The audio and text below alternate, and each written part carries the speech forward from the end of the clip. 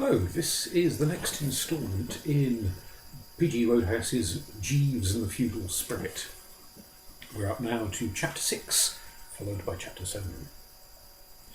I spent the night in what is called Durant's Vial, and bright and early next day was hauled before the beak at Vinton Street Police Court, charged with assaulting an officer of the law and impeding him in the execution of his duties, which I suppose was a fairly neat way of putting it.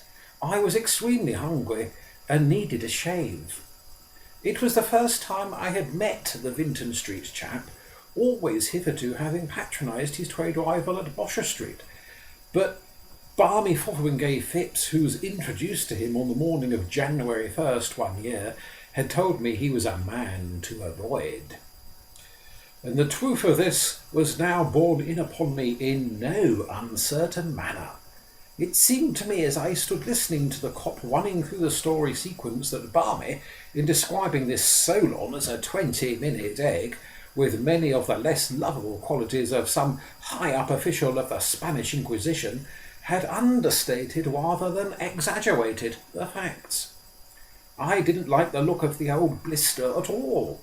His manner was austere, and as the tale proceeded, his face, such as it was, grew hard and dark with menace. He kept shooting quick glances at me through his pince-nez, and the dullest eye could see that the constable was getting all the sympathy of the audience, and that the citizen cast for the role of Heavy in this treatment was the prisoner Gadsby. More and more the feeling stole over me that the prisoner Gadsby was about to get it in the gizzard and would be lucky if he didn't fetch up on Devil's Island. However, when the j'accuse stuff was over and I was asked if I had anything to say, I did my best. I admitted that on the occasion about which we had been chatting, I had extended a foot, causing the officer to go base over apex, but protested that it had been a pure accident, without any arrière-pensée on my part. I said I had been feeling cramped after a longish sojourn at the table, and had merely desired to unlimber the leg muscles. "You know how sometimes you want to stretch," I said. "I am strongly inclined," responded the beak, "to give you one a good long stretch." Rightly recognising this as comedy, I uttered a cordial guffaw to show that my heart was in the right place, and an officious blighter in the well of the court shouted, "Silence!" I tried to explain that I was convulsed by his worship's ready wit, but he shushed me again, and his worship came to the surface once more. "However," he went on, adjusting his pince-nez, "in consideration of your youth, I will exercise clemency." "Oh, fine," I said. "Fine," replied the other half of the crosstalk act, who seemed to know all the answers, "is right. £10. Next case." I paid my debt to society and pushed off. Jeeves was earning the weekly envelope by busying himself at some domestic task when I reached the old home. He cocked an inquiring eye at me, and I felt that an explanation was due him. It would have surprised him, of course, to discover that my room was empty and that my bed had not been slept in. "A little trouble last night with the minions of the law, Jeeves," I said. "Quite a bit of that Eugene Owen walked between with gyves upon his wrists stuff." "Indeed, sir. Most vexing." "Yes, I don't like it very much at all. But the magistrate, with whom I have just been threshing the thing out, had a wonderful time. I put a ray of sunshine into his drab life all right. Did you know that these magistrates were expert comedians?" "No, sir. The fact had not been drawn to my attention." "Think of Groucho Marx and you will get the idea. One gag after another, and all at my expense. I was just the straight man, and I found the experience most unpleasant. particularly as I had had no breakfast that any conscientious gourmet could call breakfast. Have you ever passed the night in Chokey, Jeeves? No, sir. I have been fortunate in that respect. It renders the appetite unusually keen. So wally wound, if you don't mind, and busy yourself with the skillet. We have eggs on the premises, I presume? Yes, sir. I shall need about 50 fried, with perhaps the same number of pounds of bacon. Toast also. 4 loaves will probably be sufficient, but stand by to weigh in if more is necessary, and don't forget the coffee. About, say, 16 pots. Very good, sir. And after that, I said with a touch of bitterness, I suppose you will go racing round to the Junior Ganymede to enter this spot of bother of mine in the club book. I fear I have no alternative, sir. Rule 11 is very strict. Well, if you must, I suppose. I wouldn't want you to be hauled up in a hollow square of butlers and have your buttons snipped off. That club book, Jeeves, you're absolutely sure there's nothing in it under the C's for cheese white? Nothing but what I outlined last night, sir.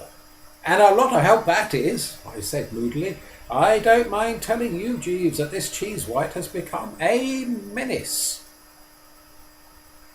Indeed, sir. And I had hoped that you might have found something in the club book which would have enabled me to spike his guns. Still, if you can't, of course, all right, rush along and dish up that breakfast. I had slept but fitfully on the plank bed, which was all that Vinton Street Gestapo had seen their way to provide for the use of clients. So, after partaking of a hearty meal, I turned in between the sheets. Like Rollo Beaminster, I wanted to forget. It must have been well after the luncheon hour when the sound of the telephone jerked me out of the dream bliss. Feeling a good deal refreshed, I shoved on a dressing gown and went to the instrument. It was Florence. Bertie, she yipped. Hello. Hello, I thought you said you were going to Winkley today. I'm just starting. I rang up to ask how you got on after I left last night. I laughed a mirthless laugh.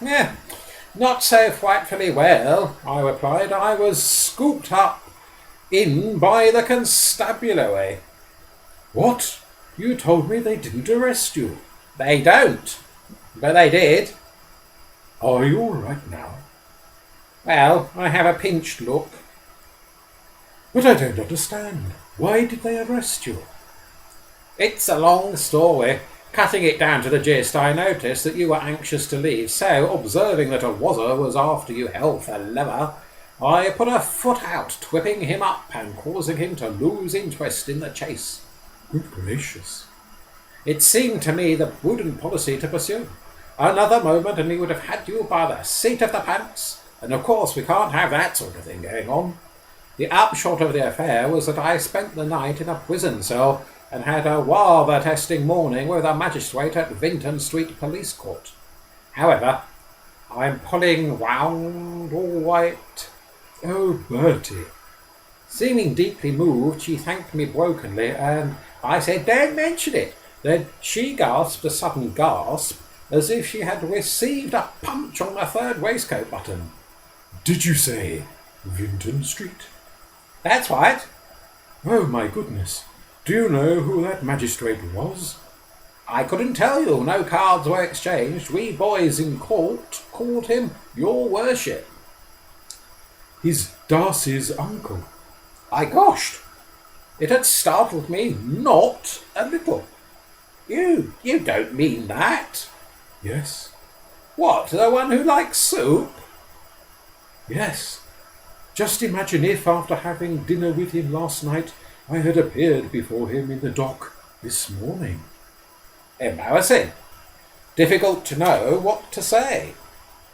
Darcy would never have forgiven me. Eh? He would have broken the engagement. I didn't get this. How do you mean? How do I mean what? How do you mean that he would have broken the engagement? I thought it was already off. She gave me what I believe is usually called a repelling laugh. Oh, no. He rang me this morning and climbed down, and I forgave him. He's starting to grow a moustache today. I was profoundly relieved. Well, that's splendid, I said. And when she outburted and I asked her what she was outburting about, she explained that what she had in mind was the fact that I was so chivalrous and generous. Not many men in your place, feeling as you do about me, would behave like this. Quite all right. I'm very touched. Don't give it another thought. It's really all on again, is it? Yes. So mind you don't breathe a word to him about my being at that place with you. Of course not. Darcy is so jealous. Exactly. He must never know. Never. Why, if he even found out I was telephoning you now, he would have a fit. I was just about to laugh indulgently and say that this was what Jeeves calls a remote contingency, because how the dickens could he ever learn that we had been chewing the fat when my eye was attracted by a large object just within my range of vision? Slewing the old bean round a couple of inches, I was enabled to perceive that this large O was the bulging forearm of G. Darcy Cheesewhite. I hadn't heard the doorbell ring, and I hadn't seen him come in, but there, unquestionably, he was, haunting the place once more like a resident spectre.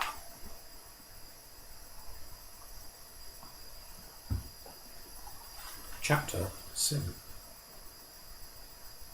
It was a moment for quick thinking. One doesn't want fellows having fits all over one's sitting room. I was extremely dubious, moreover, as to whether should he ascertain who was at the other end of the wire, he would confine himself to fits. Certainly, cat's meat, I said. Of course, cat's meat. I quite understand cat's meat. But I'll have to ring off now, cat's meat, as our mutual friend Cheesewhite has just come in. Goodbye, cat's meat. I hung up the receiver and turned to Stilton. That was cat's meat, I said. He made no comment on this information, but stood glowering darkly. Now that I had been apprised of the ties of blood linking him with mine host of Vinton Street, I could see the family resemblance. Both uncle and nephew had the same way of narrowing their gaze and letting you have it from beneath the overhanging eyebrow. The only difference was that whereas the former pierced you to the roots of the soul through rimless pince-nez, with the latter you got the eye nude. For a moment I was under the impression that my visitor's emotion was due to his having found me at this advanced hour in pyjamas and a dressing gown, a costume which, if worn at 3 o'clock in the afternoon, is always liable to start a train of thought. But it seemed that this was not so. More serious matters were on the agenda. "Rooster!" he said, in a rumbling voice like the Cornish Express going through a tunnel. "Where were you last night?" I own the question rattled me. For an instant, indeed, I rocked on my base. Then I reminded myself that nothing could be proved against me, and was strong again. "Ah, Stilton," I said cheerily. Come in. Oh, you are in, aren't you? Well, take a seat and tell me all your news. A lovely day, is it not? You'll find a lot of people who don't like July in London, but I am all for it myself. It always seems to me there's a certain sort of something about it. He appeared to be one of those fellows who are not interested in July in London, for he showed no disposition to pursue the subject, merely giving one of those snorts of his. "Where were you last night, you blighted louse?" he said, and I noticed that the face was suffused, the cheek muscles twitching and the eyes like stars starting from their sphere. I had a pop at being cool and nonchalant. "Last night. I said, musing. Let me see, that would be the night of July the 22nd, would it not? The night of... He swallowed a couple of times. I see you have forgotten. Let me assist your memory. You were in a low nightclub with Florence Cray, my fiancée. Who? Me? Yes, you. And this morning you were in the dock at Vinton Street Police Court. You're sure you mean me? Quite sure. I had the information from my uncle, who is the magistrate there. He came to lunch at my flat today, and as he was leaving he caught sight of your photograph on the wall. Oh, I didn't know you kept my photograph on your wall still untouched. He continued to ferment. It was a group photograph, he said curtly. And you happened to be in it. He looked at it, sniffed sharply, and said, "Do you know this young man?" I explained that we belonged to the same club, so it was not always possible to avoid you. But that was the extent of our association. I was going on to say that, left to myself, I wouldn't touch you with a 10-foot pole, when he proceeded. Still sniffing, he said he was glad I was not a close friend of yours, because you weren't at all the sort of fellow he liked to think of any nephew of his being matey with. He said you had been up before him this morning, charged with assaulting a policeman, who stated that he had arrested you for tripping him up while he was chasing a girl with platinum blonde hair in a nightclub. I pursed the lips. Or rather I tried to, but something seemed to have gone wrong with the machinery. Still, I spoke boldly and with spirit. Indeed, I said. Personally, I would be inclined to attach little credence to the word of the sort of policeman who spends his time chasing platinum-haired girls in nightclubs. And as for this uncle of yours, with his wild stories of me having been up before him, well, you know what magistrates are. The lowest form of pond life. When a fellow hasn't got the brains and initiative to sell jellied eels, they make him a magistrate. You mean that when he said that about your photograph, he was deceived by some slight resemblance? I waved a hand. Not necessarily a slight resemblance. London's full of chaps who look like me. I'm a very common type. People have told me there is a fellow called Ephraim Gadsby, one of the Streatham Common Gadsbys, who is positively my double. I shall, of course, take this into consideration when weighing the question of bringing an action for slander and defamation of character against this uncle of yours, and shall probably decide to let justice be tempered with mercy. But it would be a kindly act to warn the old son of a bachelor to be more careful in future how he allows his tongue to run away with him. There are limits to one's forbearance. He brooded darkly for about 45 seconds. Platinum hair, the policeman said, he observed at the end of this lull. This girl had platinum hair. No doubt very becoming. I find it extremely significant that Florence has platinum hair. I don't see why. Hundreds of girls have. My dear Stilton, ask yourself, is it likely that Florence would have been at a nightclub like the... What did she say the name was? I didn't. But I believe it is called the Mottled Oyster. Ah, yes, I have heard of it.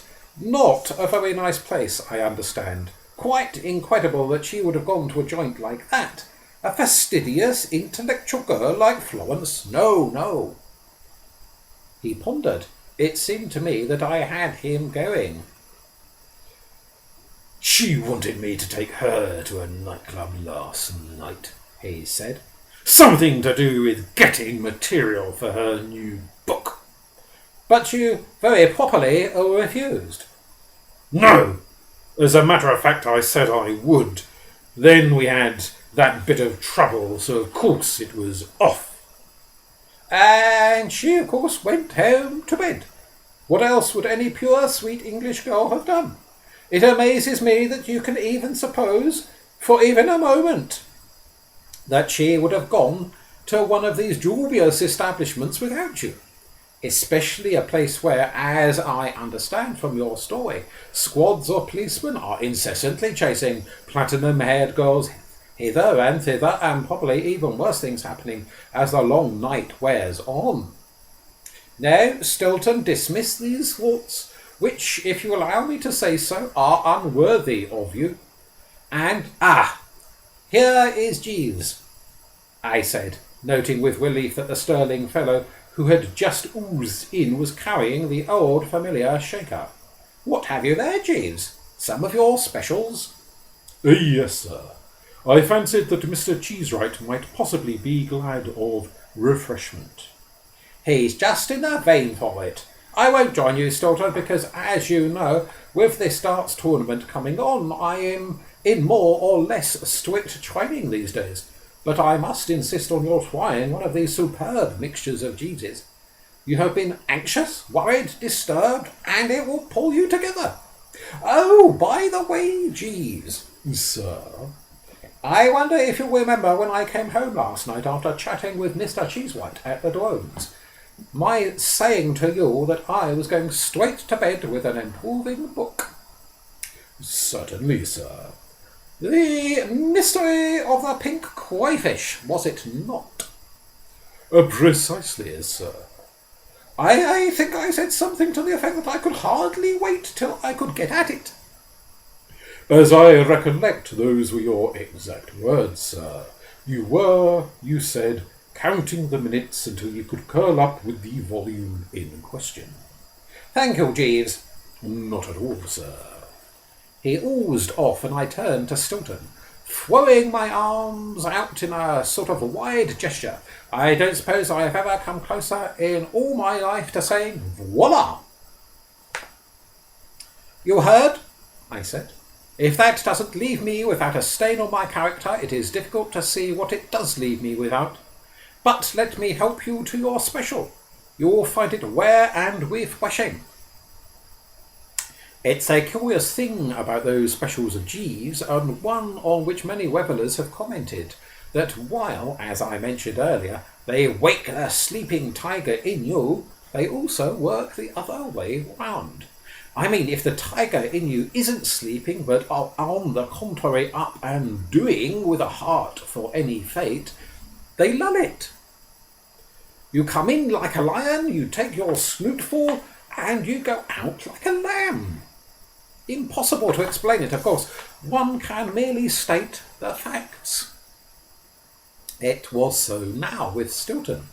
In his pre-special phase, he had been all steamed up and fit for treasons, stratagems, and spoils, as the fellow said, and he became a better, kindlier man beneath my very gaze.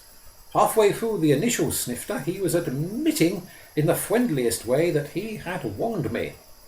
I might be the most consummate ass that ever eluded the vigilance of the talent scouts of Colney Hatch, he said, but it was obvious that I had not taken Florence to the mottled oyster. And dashed lucky for me I hadn't, he added, for had such been the case, he would have broken my spine in 3 places. In short, all very chummy and cordial.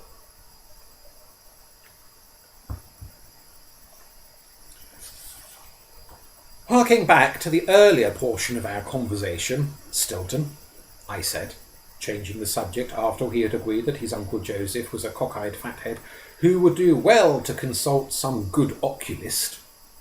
I noticed that when you spoke of Florence, you used the expression, my fiancée.